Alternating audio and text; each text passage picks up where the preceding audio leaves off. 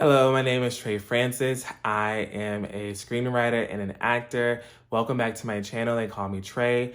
If you like this content, please subscribe down below and hit the notification bell so you're notified whenever I post new videos, which I do I do film reviews and TV reviews. I also do I'm sorry, this is the wind. I also do different things like join the conversation. So I pluck topics from like elsewhere that's happening, essentially like on Twitter, Black Twitter, whatever the case may be, and I bring those conversations over to my channel so that we can discuss it. But anyways, if you wouldn't mind, please subscribe. I am a growing YouTuber trying to grow my channel here, and if you like what I have to say, then hit the thumbs up button. So let's get into this episode because this is a Insecure review.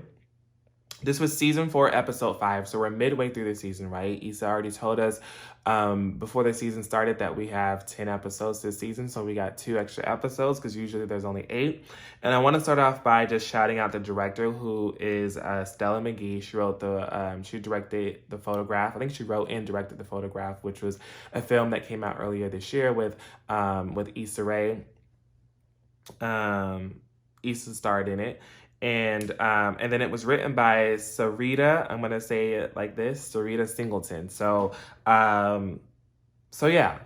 So we open up on this episode with Issa. She's checking her phone. So she's sitting by herself. The room is very dark. She's sitting by herself. She checks her phone, and we assume she's looking for Condola. Like, I haven't heard from Condola. I haven't seen her, and Issa's sort of sad because this is the day that is this is the big day. And instead of enjoying, right, instead of being happy that we're finally here, we're finally on the day of her block party, she's kind of sad, you know? So she gets up, she goes in the kitchen to grab some food, and she checks her block party page. And she sees that it looks like Nathan liked a comment or something like this, or he left a comment. So she clicks on his page and she goes into his DMs. She hits up his DMs. And he basically says they should talk. And so she picks up the phone and she calls him. And they sort of have this back and forth banter. He looks cute as fuck. And, you know, he could try to take credit for her stuff. I'm like, oh, you might have led me to the water, but don't try to take credit for this. So... he gonna ask for a VIP treatment. Talking about, oh, am I gonna get VIP treatment, or am I have to stand in line with all the rest of the people? Get in line. A VIP treatment. We ain't rolling out a red carpet for you. So anyways, you ghosted me. So anyways, this is where we get the reference with Issa saying she don't fuck with Molly anymore, right? Because Nathan asks, how is Molly? And Issa goes, we don't fuck with Molly anymore. I don't fuck with Molly anymore. And this is from, right? We saw this they foreshadowed this in the first episode.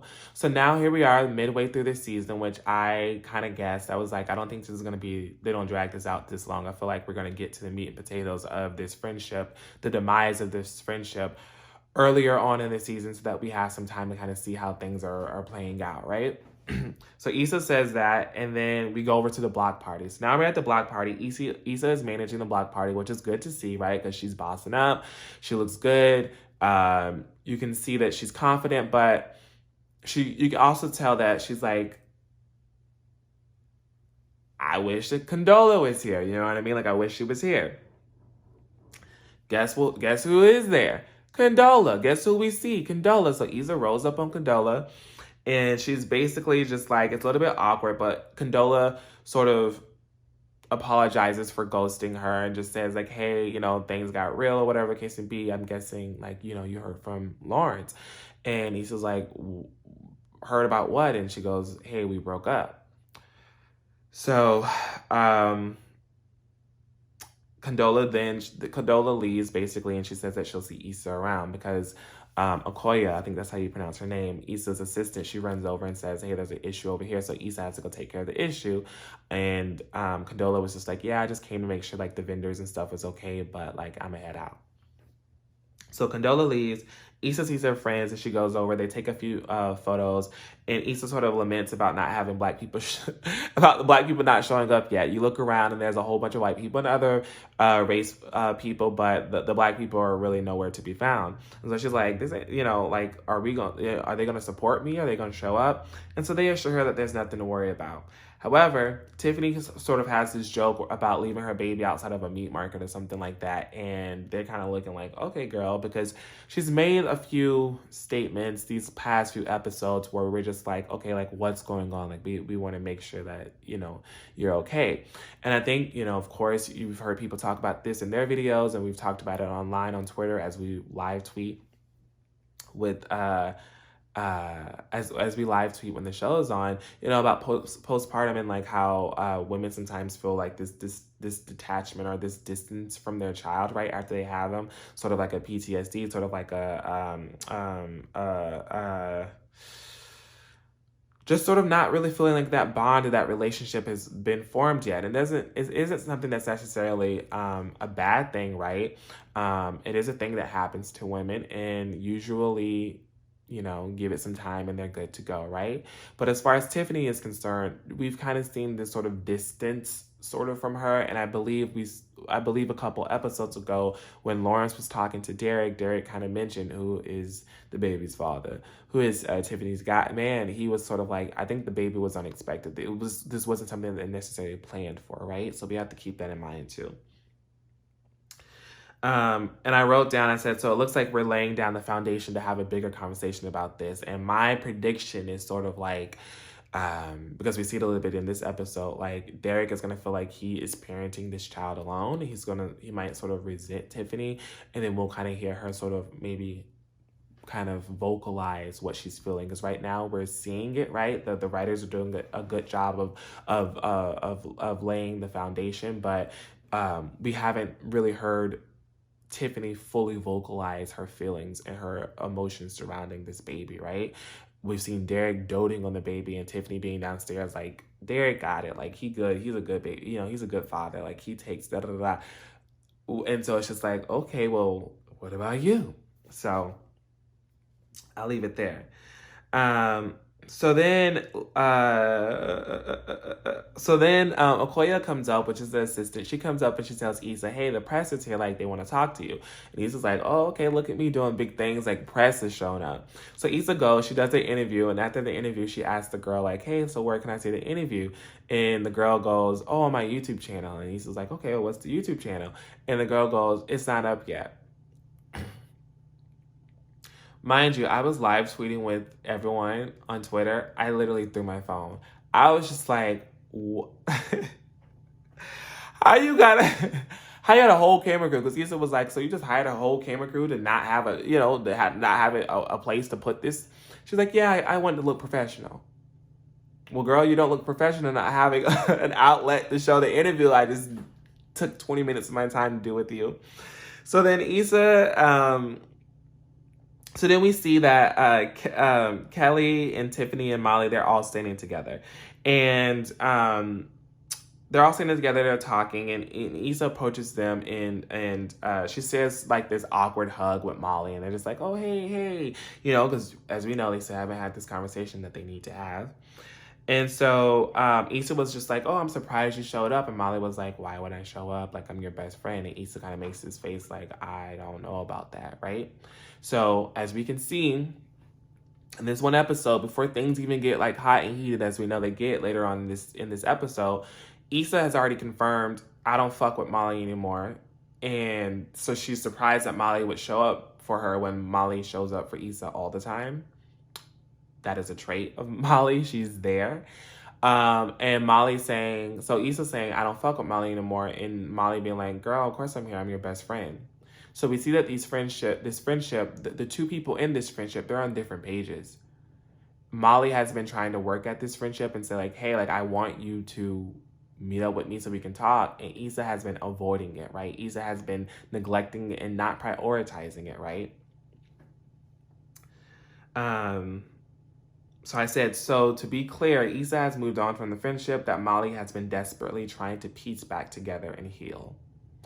So then earlier, I forgot to mention that when Kelly, Tiffany, and Issa was initially talking, Kelly immediately like switched over to like this British accent, like out of nowhere. And Issa was like, okay, what's up with this? And Kelly was just like, well, I met this guy at a bar and I put on this British accent. And so now he thinks I'm British. And so I have to keep it up for appearances, right?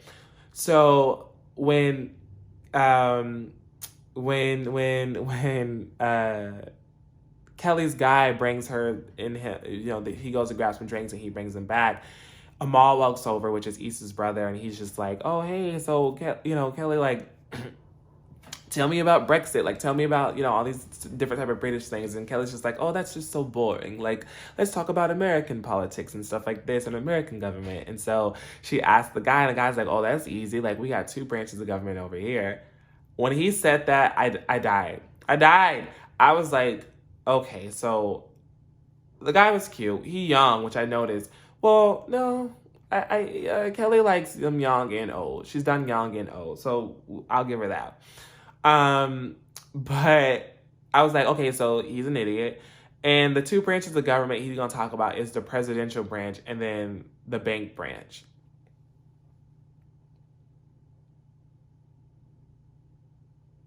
That was some of the funniest shit I heard. I was like, no, he didn't. And then he said the biggest one is Bank of America because that's where we print all of our money out from. So, so then we see Derek. He's on the phone, and he's on the phone with the babysitter because she's called, or he's called, whoever the babysitter is, and apparently the baby won't stop crying. And so Derek is like, okay, we'll be on our way. So he relays his information to Tiffany, and he's like, hey, we gotta go. Like, the babysitter, like, we gotta relieve the babysitter. Like, the baby won't stop crying. And Tiffany's just like, no, you go. Like, I'm enjoying this. Like, there's no baby around. Like, I finally got out of the house. Like, I'm gonna stay here. And so Derek's like, cool, bet. Like, I'll go. And, she tells him, like, I'll catch a ride with Kelly later. So, again, we're starting to see more of this distance that Tiffany has with her child. So then Molly and Andrew, they're sitting down, they're taking everything in, right? They're kind of removed from everything. And Andrew says that one of the reasons that he feels like there's this thing going on between Issa and Molly is because Issa's been busy. And he sort of throws out this line talking about how Molly used to not make time for him at the beginning of their relationship, and she put like work first or whatever. And Molly's like, I guess. So, you can see that Molly takes it in though. She's like, okay, like, yeah, like, yep. She's been very busy, like, and avoiding having a conversation with me, So, and I wrote down in my notes, I said, whatever happened to you make time for the things that you value. You make time for the things that you deem important.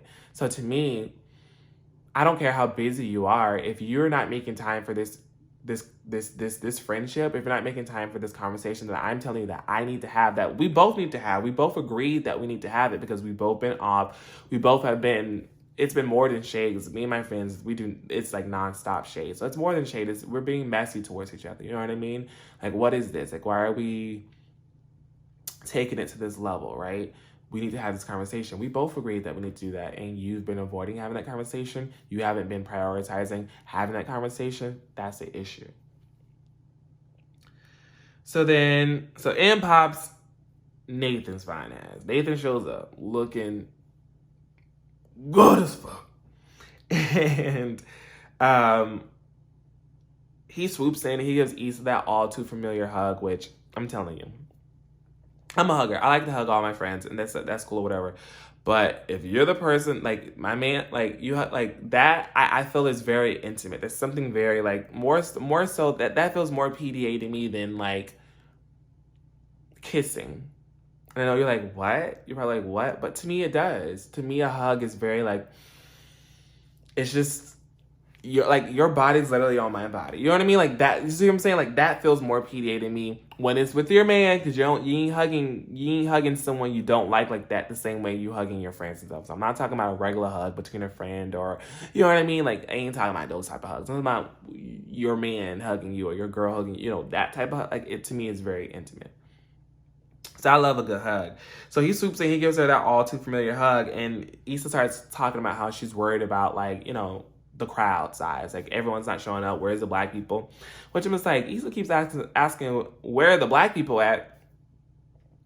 Girl, we're not coming out to an all-day event early. Like, when did it start? 8, 9 in the morning? We're not going to be there. I was like, Issa gotta understand that we ain't sure. First of all, if it's an all day event, we're not getting there in the morning. Secondly, some of us might start showing up in the afternoon, but we're really trying to show up when the sun about to go down because we need it to be shaded. We need it to be shaded. I'm not trying to send anybody's heat all day like that. So if there's not a lot of trees and stuff like this around, I can't show up early. I just can't do it. My skin's brown. Like, So I'm like, she needs to stop asking where the black people at. Girl, we're going to be there. We're going to show up. We got you. Shout out to first season. We got you. Yeah, like we're going to be there. And when it's close to the main event happening too, we'll be there then. So so then Nathan gives her this line that I said he learned from his online therapy session, but talking about, hey, look, you're here. It's happening. Be in the moment. But I think this is I love this line just because it's very true. Sometimes we get caught up in everything else surrounding a moment instead of being focused in the moment and allowing those outside things to sort of overshadow how we really should be feeling. Like, Issa worked hard for this. I can congratulate her. I have some issues with Issa later on, so I'm going to give her props now. Issa worked hard for this. I think she did a great job with the event. It looks good to me. You know what I mean? She teamed up with someone who could help her push it even further and finalize everything. You know what I mean? She did what she needed to do to get it done. So I'm proud of Issa. She's bossed up and I love it, right? So that's just a good message that I love that they implemented in her, because he reminded her he basically was like, look how far you've come. You know what I mean? So then the next shot is we see Issa standing against the wall. So it's like she's had this conversation about kind of like looking at like what you've done. And so we see her sort of removed from everything, and she's looking at what she's done. And so she looks over, she starts to see, it's later on in the day, some black people starting to roll in. She's like, okay, that. And then she just kind of has this bird's eye view of just like enjoying and taking in like what she's accomplished, you know? And so then next thing we see is Molly walks up again with another peace offering, right? We saw the pie as a peace offering in the Thanksgiving episode. It was supposed to go to Molly. It was supposed to go to Issa, but I wrote it in I talked about it as being a transitional peace offering because it was supposed to go to Issa, but it ended up going to her father, right? Because, you know, Molly was so up in arms about her father cheating on her mom. She thought they had the perfect marriage, and she realized they didn't. And that marriages work, and that people make mistakes sometimes, and it's up to the people involved in it, not you, right? The people involved in that relationship to say like, hey, is this a deal breaker for me? And to give that person another chance, you know what I mean? It's up to them whether they give that person another chance and not up to the child, right? I understand having thoughts about it, and you could be upset about it, but I don't think you should hold this grudge out on your parent for something that they didn't necessarily do to you. Although I understand, like, that's my mom though. So I get that too. But she gave the peace offering over to her father in that episode with the pie. So in this episode, the peace offering are chicken wings. There's some wings, some buffalo wings or whatever. So she brings them over to Issa. She gives them to him and she gives them to her, and she's just like, I know you've probably been too busy to even like think about eating, so I wanted to get you something. So I was like, yes, look. This is the end. This is the end that we need. This is the end, you know? So we see that Molly wants to say something, but she kind of seems reserved about saying something. She kind of seems like unsure, right? Like, I don't know if I should. I don't know if I shouldn't. So we kind of see her hold back, which I love because I feel like people are missing this moment. And I'm going to get to this later because people are missing this moment. She didn't say what she wanted to say then. Because you know Molly, if I know anything about Molly, which I've already said in a previous video that I believe that she is a Virgo. And just Latasha, I watch her videos too. She also reviews Insecure, and she says that she feels like Issa is a Virgo too. Sorry, Molly is a Virgo too. However, I feel like, so go watch her. But I feel like, yes, Molly is a Virgo, but I feel like somewhere else in her chart, she has Leo something. And because we're communicators and we like to talk things out, and it's hard for us to move on from something unless we talk it out. So I don't know. I don't necessarily think it's a grudge, because I feel like a grudge is something that you discuss and then you still can't get over it. That's a grudge to me. But me being upset until we have a conversation, that's just me being upset until we have a conversation. Like, we got to talk about this, right? So Molly is she's kind of in this position where she's like, I've given you the peace offer, and I've let you know that I'm still invested in this friendship. But I'm not going to say anything yet. And in that moment, we see Okoye, the assistant. She comes over, and there's an issue that I think Vince Staples has just arrived because he hasn't shown up yet. And so Issa was kind of nervous that another headliner might drop out, right? But he shows up, and Okoye's like, hey, we got to go say something to him. We got to go meet him. So they go, they greet him. That's the first little thing. And then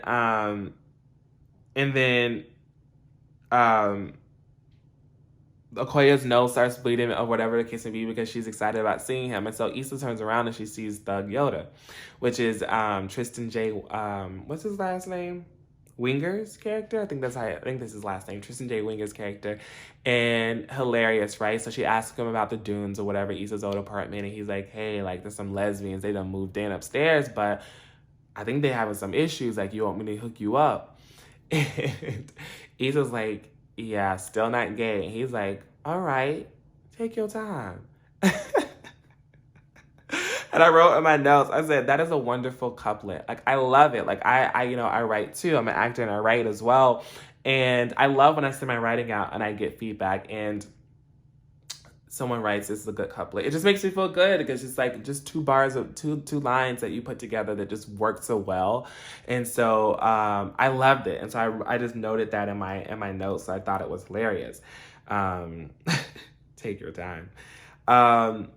So then we get to a point where it's nighttime. So now the black people have arrived. The people that Issa was worried about not showing up. We're here now, right? We in here. It's cool. The music gets better. And the talent gets better the later on you get into the night, as we all know. And so, Vince Staples, he's about to come out. We're getting ready for that. So everyone's on the dance floor, and the DJ plays, the wobble song. So everyone starts doing the wobble. And first, Kelly, she runs out there, and it was funny because she runs out there, and the guy that she was dating talking about, oh, we wobbling overseas, we got global reach. I screamed. That is such a good line. I don't know if it was ad-libbed. I don't know if it was written in. If so, shout out to the writer, of course. But that shit was hilarious. And so Molly and Andrew, then they get out into the dance floor, and Andrew looked like he belonged. And and then Okoye comes up to Issa, and she's just like, hey, girl, like, you let's get out here. Let's get on the dance floor. It's like, no, I got to be professional. I think still trying to model off of what she feels Condola would do in this moment. And it's just like, no, like, enjoy. And I think what Nathan said earlier comes to mind. And so she goes up there and she gets into the middle of the dance floor and she's doing the wobble. Next thing we know, Issa and Molly, they're right by each other. They share a smile. They share, they're like, hey, like, they have this moment. And I said, what did I write? I said, we're reminded of the bond that they share. So we're reminded that, like, a lot of what's going on could be handled if they just had a conversation, and we can get back to this moment. You know what I mean? We can get back to this moment where we share, and we can laugh together, we can smile together, we can dance together, we can talk, we can kick it, and it be cool, right? There's none of this awkwardness, because as we've seen on this season, there's been this awkwardness, right, between Issa and Molly's relationship. So then Issa gets called to the stage, right? Issa, she to do a speech because she put this all together. She gets on and the crowd, rude ass, gonna start talking about Vince in the middle of her speech, and she's like, yeah, Vince, I like him too. And so she awkwardly calls him out to the stage, right? And he gets up there. And it's lit. Vince comes out and it's lit. Everyone's dancing. Everything's cool, right? So then afterwards, it's all over. Molly and excuse me, I'm trying to say less. I feel like I've said it a lot in this video. I'm trying to be cognizant of it, but I also don't want to be in my head. But anyways, Andrew and Molly, they're leaving, and Molly says, you know what? This event turned out well. Like, I really enjoyed myself. And as they're walking out, a co-worker of Andrew's, I think it's his boss, the manager there at where he works, he runs out to Andrew. He says, like, hey, like, if you don't, like, Vince wants to talk to you, you know what I mean? And he says, like, yeah. And before he leaves, he goes, and thanks for the hookup. Oh, shit. He says, and thanks for the hookup. And then he runs off. So Molly's like, what did you hook up? And Andrew says that he hooked him up. He hooked his boss up. He hooked Vince Staple up with Issa. And he also admits that Nathan asked him to do this favor for Issa. So Issa somehow wormed her way back into talking to Nathan to ask Nathan to go behind Molly's back and to avoid her request and for keeping her friendship and her relationship private, and still got in contact with her man to do a favor for her. I'm not gonna lie. This is the part where I lost it for Issa. I love Issa, and I'm talking about the character because we all love Issa, the person, right? We're talking about the real life person, but I'm talking about Issa, this character. I was over it because there's a code, and I feel like Issa broke it. In this instance, it highlighted even more that Issa's this character comes off as a user. Because even when Issa called Molly in a couple episodes ago, and she's like, hey girl, you know what? I actually want to talk to you. And you saw this relief wash over Molly, and she had this smile on her face, like, yes, like my friend, like, actually want to talk to me, right? Issa, yeah, because my headliner dropped out and I need someone to, I wanted to know if you could talk to your man about getting someone from the Staples Center since he works there. What? No. I'm all about doing favors for my friends, and I do a lot of favors for my friends, and I'm always there for my friends. I show up, right? I'm there. I'm present. However, if we're on shitty terms, you can't ask me for a favor of that magnitude. I'm sorry. And I saw lines, some people saying like, oh, Molly just wants Issa to fail. I'm like, what type of friendship is that? What type of best friendship is that? Issa isn't stupid. So if you think that Issa saw that Molly didn't want her to succeed, Issa would call this person her best friend and stick around for as long as Issa has stuck around for. And for me, which people can form their own opinions, right? I think that's what we do with shows. I just don't see that. I just haven't seen that written in the script. And I read the scripts too, just so you know. I read the scripts and I dissect the episodes and all this kind of stuff. I don't see that in the scripts. I don't see it on what we watch on TV. I just don't. I don't think Molly's that type of person where she's happy that Issa's been a failure, because that's what people say. She's happy when Issa fails. I don't think that to be the case whatsoever. I do not see that in Molly at all. And I don't see that in a best friendship dynamic. If I'm succeeding, I want you to succeed. You can't be my best friend and we both aren't trying to go somewhere. We both aren't trying to get somewhere. You know what I mean? We don't have to have the same destination. Like, my best friend isn't an actor. My best friend isn't a screenwriter, but I am. You see what I'm saying? So, but she has goals. She has aspirations, and I don't look at her goals and aspirations. She'll tell you, I'm there for her goals and aspirations. If she has a show that I'm there for her. She's an artist. I'm there. I help her set up. I help her take everything down at the end of the day. I introduce her to people when we're there, because sometimes she can be a little shy in the beginning and I have to pull it out of her. I'm like, girl, we Leos, because our birthdays are 2 days apart. So I help her make sales. You know what I mean? I help her. It's not she's succeeding in this moment and I haven't reached my fullest potential yet with my acting and my screenwriting, so I'm gonna what I don't understand that. I don't understand it, and I'm not gonna I can't accept that for Molly because I don't see it, and I don't feel like it's being written. It was written in the script. I don't see it, so I'm not gonna add that in there. Some people can, and you can do that, right? Because you have your own opinions, but I can't do that because I don't see that. So of course, after Molly hears this, now she goes over and she steps to Issa. Hey, like, you sent Nathan to go talk to my man after I told you, I clearly said what I said, and you still gonna go send him? She said, I thought we had a conversation, Issa said, and I didn't involve you.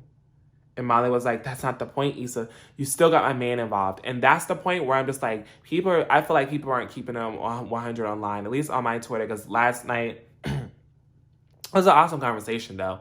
And some people kind of changed my perspective about a few things, but I stood heavy in my stance just because I've been watching this series closely and have been reading the scripts and have been staying up on everything. And I'm just like, I don't know that I'm seeing where some of these perspectives are coming from, right? I respect your view, but I'm not seeing where that was injected through the writing, you know what I mean? And injected through how the characters are being portrayed in this series. So, well, now it's time to score up. I ain't gonna fight my friend, but a verbal, like, I'm gonna get you together, yes. Yes. Don't talk to my man. Again, I'll say this. I don't agree that it was the right place, right time. However, I'm going to extend Molly grace because I understand that for her, it's been an accumulation of things. This isn't one-off. Because later on, Issa talks about, one simple favor. Girl, no, it's a lot. You always asking for one simple favor. It's not just one. You do. This is routine for you, girl. This is habitual. This is what you do. This is who we know you to be. So it's not a one simple favor. This is a lot. And this is my thing. If we're not cool right now, I know that we consider each other best friends, but if we're not cool right now and I say like, hey, I want my man stuff over here and I want this broken relationship that we're going through to be over here until we can fix it. I want those two things to be separate.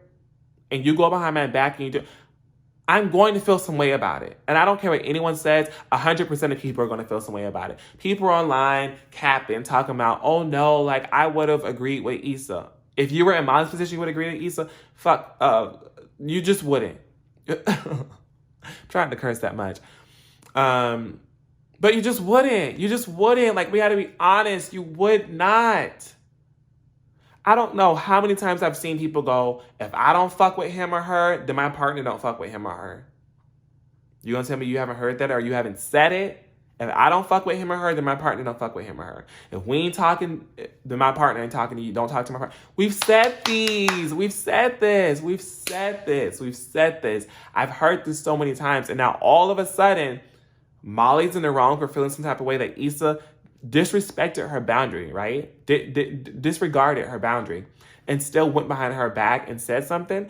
And then on top of that, it was a secret because Issa didn't tell Molly. Her man didn't tell Molly. Molly found out from a third party. A fourth party at this point. What? No, you can't do that. I'm sorry. I promise I'm not petty. And I don't think this is petty. I really do think we haven't talked. We haven't discussed. We haven't had a come to Jesus moment, if you will. We haven't healed. We haven't worked out our stuff. Because if I'm being honest, I'm going to have an issue with my man now. I didn't get you involved. You did. Because now I'm involved with my man. So now I have an issue with my man because he went behind my back. He kept something from me. So being dishonest. And I had to find out from someone else. I'm pissed off. At least if he did it and he told me, I'm upset. And he would have been able to explain to me, like, this is why I did it. And I could understand. But being blindsided like that, I understand. Since I give Molly grace, I understand why she went and she checked Issa in the way that she did. I agree, though, because I saw this on Twitter, and I agree with it, and I said this on Twitter, because I had hundreds and hundreds of people commenting. We were commenting well into the night, commenting on my page and liking different stuff that I was posting, and we were retweeting and stuff. It was a good time. But what do you mean you didn't involve me? My man involves me. Just like if you step to my friend, my best friend, and I'm right there. Oh, I wasn't talking to you. Yes, you were. That's my best friend. So you was in my best friend phase. So what are we doing? What are we doing? Oh, okay. Oh, okay. I thought so. Because if you're messing with my best friend and I'm there, you're also messing with me. That involves me. If you step to my mama, I'm right here. You're not going to get in my mama's face. You gonna let someone say, oh, that don't involve you. You gonna let someone say that and that's your mama? No, that's my mama. You're not coming up in my mama's face and I'm saying that I don't care who you are. It's just not going to happen. It's just not going to happen. A quick, because you're not going to be in my mama's face. You see what I'm saying? So it doesn't matter that she went around Molly to not bother Molly. You still bothered me, and I'm very bothered now because you talked to my man after I said don't involve him. I didn't want him and you to be, you know? So I feel like people aren't being as truthful. I'm not calling anyone a liar, but I don't think people are being as truthful when they say that. Because I feel like if we were in this situation and this happened to you, you'd be pissed that this person went behind your back and disregarded the boundaries that you were trying to set. You know what I mean? So I just wanted to put that out there. So yeah, that's basically all I have to say about this. I mean, I wrote a lot out, but essentially, just at the end, how it breaks up, basically, because Molly puts her hand in Issa's face. Issa says, "Get your hand out of my fucking face," and for you catch these hands, and someone shouts that someone has a gun or something like this. So then everyone disperses. So then we're leaving. Andrew apologizes to Molly. Kelly's there, and she says, "Hey, girl. Feel better, get home safe. Like, I'm gonna call you, right? I'm gonna check in on you." We see Nathan with Issa, and Nathan's a no good for nothing. Issa he saw this go down with Issa, and he had the nerve. He was like, "Oh, I'm gonna stay here with you." And Issa, I'm like, "No, go," or whatever. He's like, "Are you sure?" Issa says, "Yeah," he gonna walk off. You go, stay there. I'm sorry. You better not leave me. I don't care who you are. If I say this to you, you need to stay.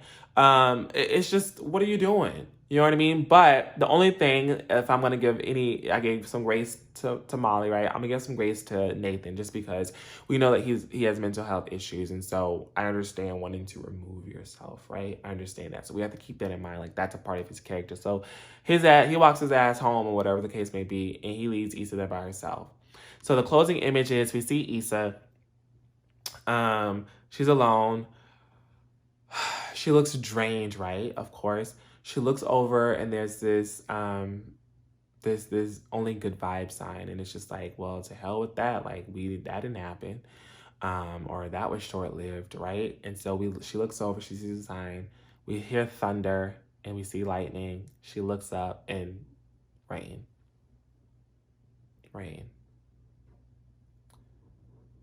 Literally the epitome of raining on someone's parade.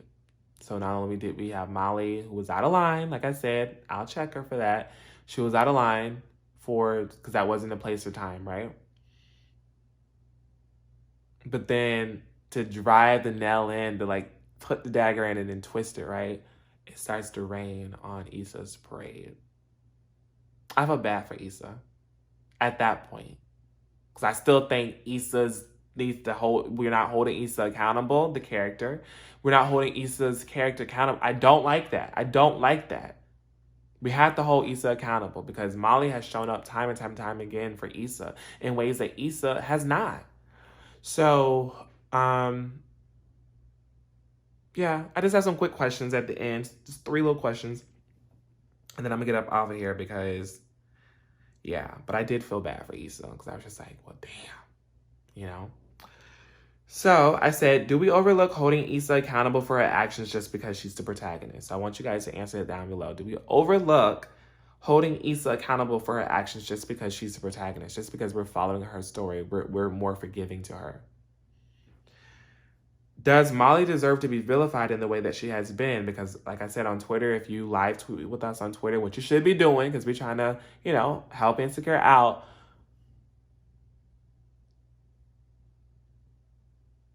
Does Molly deserve to be a villain? Is Molly a villain?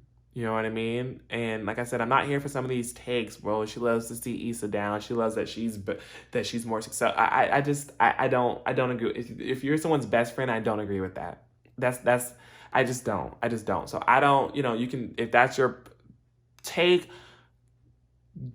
can you give me something more so I can see where you're coming from with that? Because like I said, I don't see it in the writing, and I read the script. I don't see it in the writing, and I don't see it in the performances on screen. I just don't. If anything, I saw Molly being a little bit upset that Condola was in the picture and Issa was changing to fit Condola and prioritizing Condola, because when Andrew said that whole thing about like, oh, you know, she's busy, so that's why this might be something, and he kind of was trying to check Molly, saying like, you remember how it was when we first started? I'm just like, no, because this is different. If I'm your best friend, you need to prioritize me. In the beginning, Molly and Andrew hadn't confirmed what they were. He literally told her the episode before, oh, I'm going on a date with someone else. Okay, so then we don't even know what we are. So that's different for me not prioritizing you, as opposed to my friend not prioritizing me, my best friend who we have years with. There's history here, right? But she's prioritizing talking, you know, trying to keep up with Condola. She's prioritizing talking to Lawrence, Condola's man behind Condola's back. She's prioritizing hitting up Nathan so she can side skirt Molly and go talk to her, have Nathan talk to her man for her.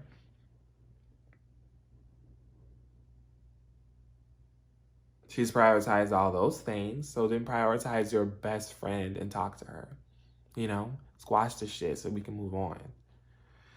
And then my last thing was basically about the situation, right? So I said keep it 100. If we are not cool, if you're not cool with your friend at the moment, y'all need to squash some shit and you haven't done it yet. Is it okay after you clearly said you wanted to keep your friend and your romantic stuff separate? Honestly, come on, honestly, would you be okay with your friend, you know, this friend that you guys are on the rock, is the rocky terrain right now, right? You okay with that friend going behind your back and still asking your man for a favor that you said don't do? Like, come on, just be serious. Just be honest. Honest. I want honesty. Because I just think most of us wouldn't be okay with that.